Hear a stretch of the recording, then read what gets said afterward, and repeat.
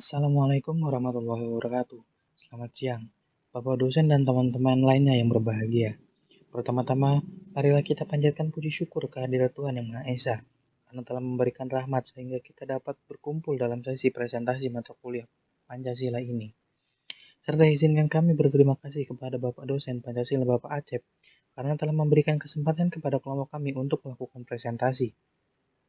Perkenalkan, nama saya Fernando Rangga Jaka Saputra yang akan bertugas sebagai moderator dalam diskusi materi Pancasila sebagai dasar pengembangan ilmu.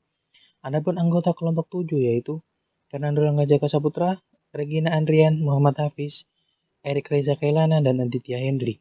Dan berlama-lama lagi langsung saja kita mulai dari yang pertama adalah pembukaan yang akan saya sampaikan. Pancasila digali dari budaya bangsa Indonesia sendiri, maka Pancasila memiliki fungsi dan peranan yang sangat luas dalam kehidupan bernegara, berbangsa, dan bermasyarakat. Fungsi dan peranan ini terus berkembang sesuai dengan tuntutan zaman. Itulah sebabnya Pancasila memiliki berbagai predikat sebagai sebutan nama yang menggambarkan fungsi dan peranannya. Fungsi dan peranan Pancasila oleh BP7 Pusat diuraikan mulai dari yang abstrak sampai yang konkret, yakni Pancasila sebagai jiwa bangsa, Pancasila sebagai kepribadian bangsa Indonesia, Pancasila sebagai dasar negara Republik Indonesia, Pancasila sebagai sumber dari segala sumber hukum di Indonesia, Pancasila sebagai perjanjian leluhur, Pancasila sebagai pandangan hidup yang mempersatukan bangsa Indonesia, Pancasila sebagai cita-cita dan tujuan bangsa Indonesia, Pancasila sebagai satu-satunya asas dalam kehidupan bermasyarakat, berbangsa, dan bernegara, Pancasila sebagai moral pembangun nasional sebagai pengamalan Pancasila, dan Pancasila sebagai bagaimana terdapat dalam pembukaan Undang-Undang 1945 adalah dasar negara dari Negara Kesatuan Republik Indonesia yang harus diwujudkan secara konsisten dalam kehidupan bernegara. Tujuan nasional sebagaimana ditegaskan dalam Undang-Undang 1945 diwujudkan melalui pelaksanaan penyelenggaraan negara yang berkedaulatan rakyat dan demokratis dengan mengutamakan persatuan dan kesatuan bangsa. Berdasarkan Pancasila dan Undang-Undang 1945, penyelenggaraan negara dilaksanakan melalui pembangunan nasional dalam segala aspek kehidupan bangsa oleh penyelenggara negara bersama-sama segenap rakyat Indonesia di seluruh wilayah negara Republik Indonesia. Ilmu dalam perspektif historis. 1. Pra-Yunani kuno. Pada masa ini manusia masih menggunakan batu sebagai peralatan. Oleh karena itu zaman pra-Yunani kuno juga disebut zaman batu yang berkisar antara 4 juta tahun sampai 20.000 tahun yang lalu. Pada zaman ini ditandai oleh kemampuan A. Know-how dalam kehidupan sehari-hari didasarkan pada pengalaman. B. Pengetahuan yang berdasarkan pengalaman itu diterima sebagai fakta dengan sikap receptive mind. Keterangan masih dihubungkan dengan kekuatan magis. C. Kemampuan menemukan update dan sistem bilangan alam sudah menampakkan perkembangan pemikiran manusia ke tingkat abstrak. D. Kemampuan menulis, berhitung, menyusun kalender yang didasarkan atas sintesa terhadap hasil abstraksi yang dilakukan. E. Kemampuan meramalkan satu peristiwa atas dasar peristiwa-peristiwa yang sebelumnya pernah terjadi. 2. Zaman Yunani kuno. Yunani pada masa ini dianggap sebagai gudang ilmu filsafat, karena bangsa Yunani pada masa itu tidak lagi mempercayai mitologi-mitologi, melainkan menumbuhkan sikap uninquiring attitude atau sikap yang senang menyelidiki sesuatu secara kritis. Contoh filsafat yang paling terkenal adalah Plato. 3. Zaman abad pertengahan. Para ilmuwan pada masa ini hampir semua adalah para teolog, sehingga aktivitas ilmiah terkait dengan aktivitas keagamaan. Semboyan yang berlaku bagi ilmu pada masa ini adalah Ancelia Theologia atau abdi agama. 4. Zaman Renaissance.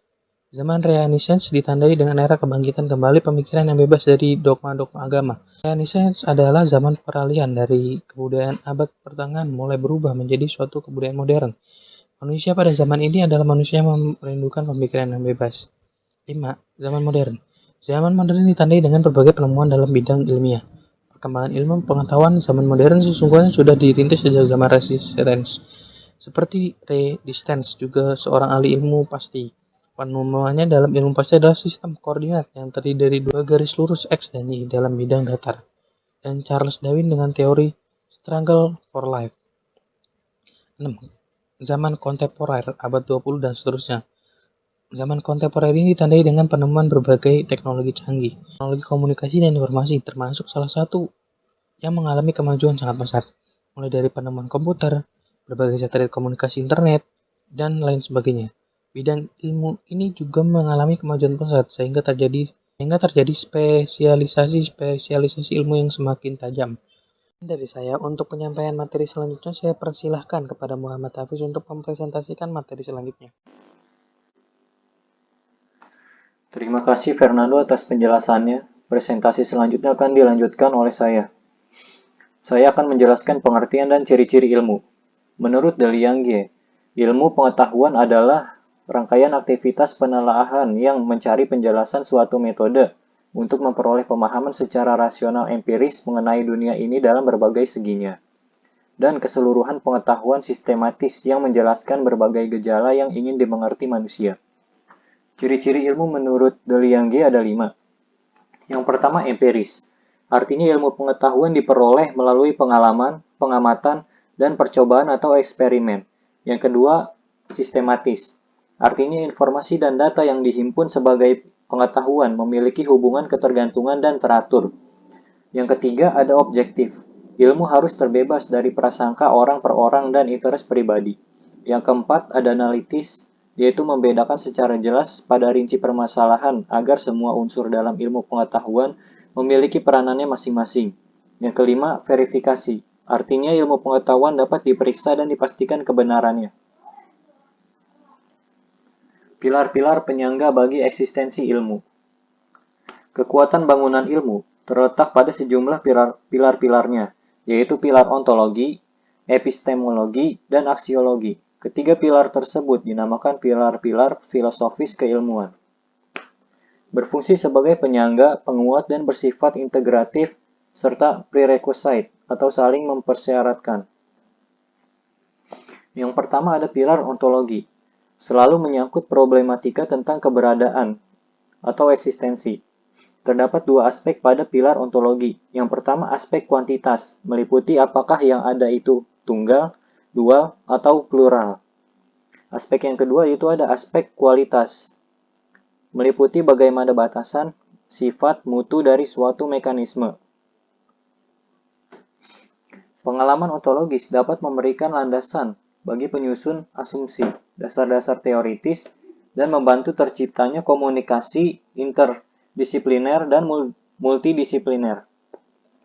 Membantu pemetaan masalah, kenyataan, batas-batas ilmu, dan memungkinkan kombinasi antar ilmu.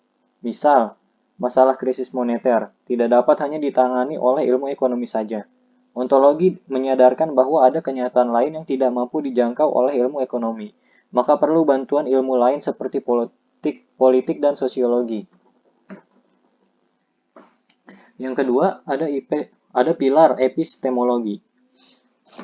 Pilar epistemologi selalu menyangkut problematika tentang sumber pengetahuan, sumber kebenaran, cara memperoleh kebenaran, kriteria kebenaran, proses, sarana, dasar-dasar kebenaran, sistem, prosedur, dan strategi. Pengalaman epistemologis dapat memberikan sumbangan bagi kita.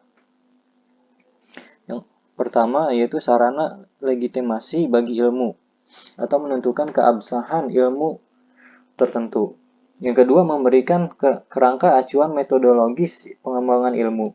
Yang ketiga, mengembangkan keterampilan proses. Dan yang keempat, mengembangkan daya kreatif dan inovatif.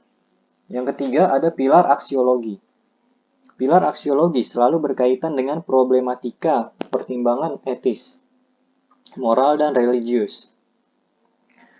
Dalam setiap penemuan, penerapan, atau pengembangan ilmu, pengalaman aksiologis dapat memberikan dasar dan arah pengembangan ilmu, mengembangkan etos keilmuan seorang profesional dan ilmuwan. Landasan pengembangan ilmu secara imperatif mengacu ketiga pilar filosofis keilmuan tersebut, yang bersifat integratif. Oke, sekian dari saya. Selanjutnya akan dilanjutkan oleh Erik Reza. Terima kasih Hafiz atas penjelasannya. Di sini saya akan menjelaskan tentang materi selanjutnya, yakni mengenai problema etika ilmu.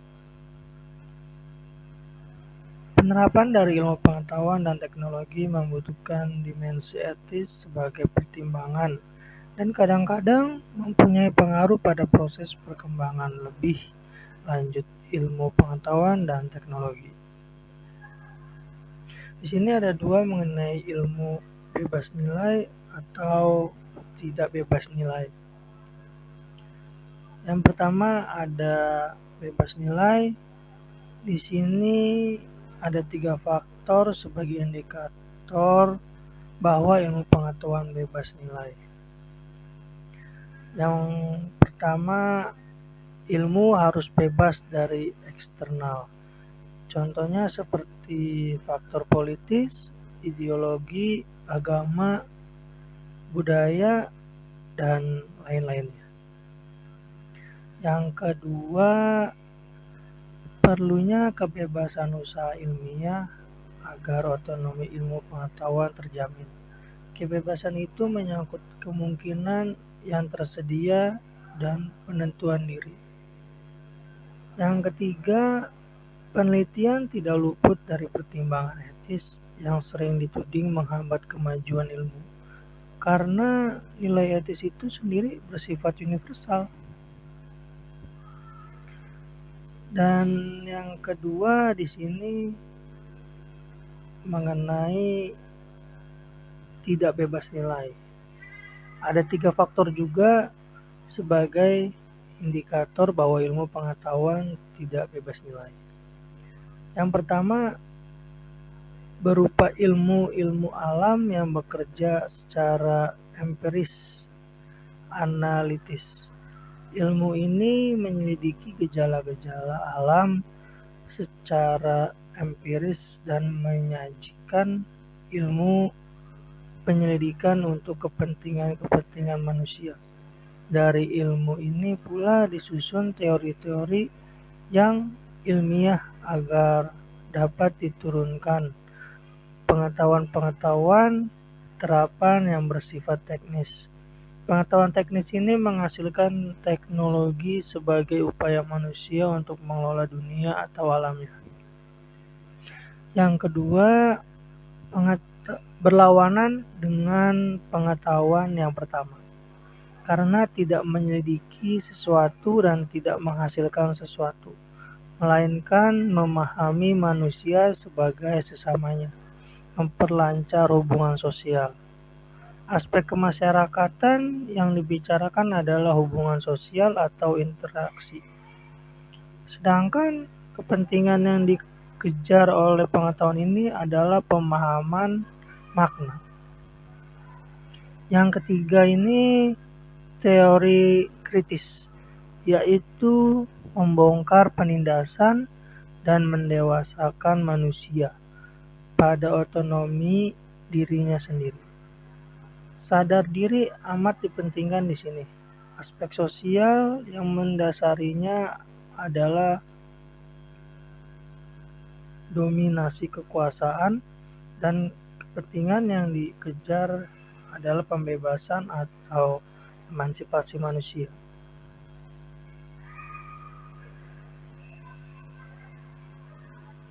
Sekian penjelasan dari saya. Materi selanjutnya akan dijelaskan oleh Aditya. Baik, terima kasih atas penjelasannya Kak Erik Raja. Sekarang akan dilanjutkan oleh saya, Aditya Hendri. Yaitu Pancasila sebagai dasar nilai dalam strategi pengembangan ilmu dan teknologi. Yang pertama, konsep Pancasila sebagai dasar nilai pengembangan ilmu. Pengertian Pancasila sebagai dasar nilai pengembangan ilmu dapat mengacu pada beberapa jenis pemahaman. Pertama, bahwa setiap ilmu pengetahuan dan teknologi atau yang disingkat IPTEK yang dikembangkan di Indonesia haruslah tidak bertentangan dengan nilai-nilai yang terkandung dalam Pancasila. Kedua, bahwa setiap IPTEK yang dikembangkan di Indonesia harus menyertakan nilai-nilai Pancasila sebagai faktor internal pengembangan IPTEK itu sendiri. Ketiga, bahwa nilai-nilai Pancasila berperan sebagai rambu normatif bagi pengembangan IPTEK di Indonesia. Artinya mampu mengendalikan IPTEK agar tidak keluar dari cara berpikir dan cara bertindak bangsa Indonesia. Keempat, bahwa setiap pengembangan IPTEK harus berakar dari budaya dan ideologi bangsa Indonesia itu sendiri, atau yang lebih dikenal dengan istilah indigenisasi ilmu atau mempribumikan ilmu. Dan yang kedua ada pentingnya Pancasila sebagai dasar pengembangan ilmu. Pentingnya Pancasila sebagai dasar pengembangan ilmu dapat ditelusuri ke dalam hal-hal sebagai berikut. Pertama, pluralitas nilai yang berkembang dalam kehidupan bangsa Indonesia dewasa ini seiring dengan kemajuan iptek menimbulkan perubahan dalam cara pandang manusia tentang kehidupan. Hal ini dapat membutuhkan renungan dan refleksi yang mendalam agar bangsa Indonesia tidak terjerumus ke dalam penentuan keputusan nilai yang tidak sesuai dengan kepribadian bangsa. Yang kedua ada dampak negatif yang ditimbulkan kemajuan iptek terhadap lingkungan hidup berada dalam titik nadir yang membahayakan eksistensi hidup manusia di masa yang akan datang. Oleh karena itu diperlukan ketuntunan moral bagi para ilmuwan dalam pengembangan iptek di Indonesia. Yang ketiga, perkembangan iptek yang didominasi negara-negara barat dengan politik global ikut mengancam nilai-nilai khas dalam kehidupan bangsa Indonesia seperti spiritualitas, gotong royong, solidaritas, musyawarah, dan cita-cita rasa keadilan. Oleh karena itu diperlukan orientasi yang jelas untuk menyaring dan menyangkal pengaruh nilai-nilai global yang tidak sesuai dengan nilai-nilai kepribadian bangsa Indonesia. Yang ketiga ada Pancasila sebagai sumber nilai, kerangka berpikir, serta asas moralitas bagi pembangunan ilmu pengetahuan dan teknologi. Pembangunan nasional adalah upaya bangsa untuk mencapai tujuan nasionalnya, sebagaimana yang dinyatakan dalam pembukaan Undang-Undang Dasar 1945 dan menurut Kailan tahun 2000 bahwa Pancasila merupakan satu kesatuan dari sila-silanya harus merupakan sumber nilai, kerangka berpikir, serta asas moralitas bagi pembangunan ilmu pengetahuan dan teknologi. Menurut Profesor Dr. Muhammad Sastra Prateja dalam Dikti 2016 nomor 207-208 dalam artikelnya yang berjudul Pancasila sebagai orientasi pembangunan bangsa dan pengembangan etika ilmu pengetahuan menegaskan ada dua peran Pancasila dalam pengembangan iptek, yaitu pertama, Pancasila merupakan landasan kebijakan pengembangan ilmu pengetahuan. Yang kedua, Pancasila sebagai landasan etika ilmu pengetahuan dan teknologi. Dan yang keempat ada esensi Pancasila sebagai dasar nilai pengembangan ilmu. Hakikat Pancasila sebagai dasar nilai pengembangan iptek dikemukakan oleh Profesor Wahyudi Setiawan dalam Dikti 2016 nomor 216-217 dalam Simposium dan Sarasehan Pancasila sebagai paradigma ilmu pengetahuan dan pembangunan bangsa sebagai berikut. Sila pertama, ketuhanan yang Maha Esa memberikan kesadaran bahwa manusia hidup di dunia ibarat sedang menempuh ujian dan hasil ujian akan menentukan kehidupannya yang abadi di akhirat nanti. Sila kedua, kemanusiaan yang adil dan beradab memberikan arahan baik bersifat universal maupun khas terhadap ilmuwan dan ahli teknik di Indonesia. Sila ketiga, persatuan Indonesia memberikan landasan esensi bagi kelangsungan negara kesatuan Republik Indonesia. Sila keempat, kerakyatan yang dipimpin oleh hikmat kebijaksanaan dalam permusyawaratan perwakilan memberikan arahan asa kerakyatan yang mengandung arti bahwa pembentukan negara Republik Indonesia ini adalah oleh dan untuk semua rakyat Indonesia. Dan sila kelima, keadilan sosial bagi seluruh rakyat Indonesia memberikan arahan agar selalu diusahakan tidak terjadinya jurang atau gap kesejahteraan di antara bangsa Indonesia. Itu saja penjelasan dari saya. Selanjutnya akan dilanjutkan oleh Kak Regina. Terima kasih. Terima kasih Adit atas penjelasannya. Baiklah, saya akan menjelaskan tentang visi ilmu Indonesia. Visi ilmu Indonesia terdiri dari 3 macam, yaitu teologis, etis, dan integral. Teologis dalam arti umum, teologis merupakan sebuah studi filosofi mengenai bukti perencanaan, fungsi atau tujuan di alam maupun dalam sejarah. Dalam bidang lain, teologis merupakan ajaran filosofi atau religius tentang eksistensi, tujuan, dan kebijaksanaan objektif di luar manusia. 2. Yaitu etis. Etis Pancasila dalam cabang filsafat yang dijabarkan dari sila-sila Pancasila untuk mengatur perilaku kehidupan bermasyarakat, berbangsa, dan bernegara di Indonesia. 3. Integral. Integral Pancasila merupakan cara-cara berpikir, bersikap, dan bertindak hukum berdasarkan nilai-nilai ketuhanan, kemanusiaan, persatuan Indonesia, musyawarah, mufakat, dan keadilan sosial bagi seluruh rakyat Indonesia. Dan saya juga akan menjelaskan tentang sikap ilmiah ilmuwan. Sikap ilmiah yang perlu dimiliki para ilmuwan menurut Abbas Hamami M. pada tahun 1996. Yang pertama, yaitu tidak ada rasa pamrih. Yang kedua, bersikap selektif. Yang ketiga, adanya rasa percaya dan layak baik terhadap kenyataan maupun terhadap alat-alat indera serta budi. 4. Belief dan conviction. 5. Tidak merasa puas terhadap penelitiannya. 6. Memiliki sikap etis. 1. Tidak ada rasa pamrih, artinya suatu sikap yang diarahkan untuk mencapai pengetahuan ilmiah yang objektif yang menghilangkan pamrih atau kesenangan pribadi. 2. Bersikap selektif, yaitu suatu sikap yang tujuan agar para ilmuwan mampu mengadakan pemilihan terhadap berbagai hal yang dihadapi. 3. Adanya rasa percaya yang layak baik terhadap kenyataan maupun terhadap alat-alat indera serta budi. 4. Adanya sikap yang berdasarkan pada suatu kepercayaan belief dan dengan merasa pasti convinced bahwa setiap pendapat atau teori terdahulu telah mencapai kepastian. 5. Adanya suatu kegiatan rutin bahwa seorang ilmuwan harus selalu tidak puas terhadap penelitian yang telah dilakukan, sehingga selalu ada dorongan untuk riset dan riset sebagai aktivitas yang menonjol dalam kehidupannya. 6. Seorang ilmuwan harus memiliki sikap etis atau akhlak yang selalu berkehendak untuk mengembangkan ilmu yang kemajuan ilmu dan untuk kebahagiaan manusia, lebih khususnya untuk pembangunan bangsa dan negara. Sekian presentasi kami tentang Pancasila sebagai dasar nilai dalam pengembangan ilmu. Terima kasih.